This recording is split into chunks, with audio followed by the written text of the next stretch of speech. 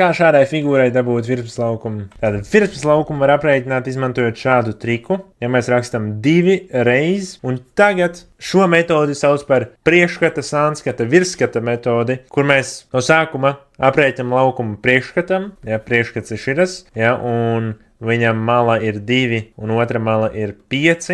Tātad 2 reiz 5, tas ir laukums priekšskatam. Tad mums vajag laukumu sānskatam, kas ir šitas ir sānskats, ja, labais sāns, ja, tas ir taisnas stūrs ar malu 3 un 5, tātad laukums būs 3 reiz 5. Pēdējais ir virsskats, ja, kas ir augšā, ja, te mums mala ir 2, te mums ir 3, ja, tas arī taisnas stūrs, ja, kuram ir zināms 2 malas, un taisnas stūra laukumā aprēķina sareizinot abas malas. Un tas arī viss, tad atliek 2 reiz 5 ir 10, 3 reiz 5 ir 15, 2 reiz 3 ir 6, sanāk 2 reiz 31, kas būtu 62. Tilpums ir garums reiz platums reiz augstums, iegārs 2 reiz, 3 reiz 5 ir 30.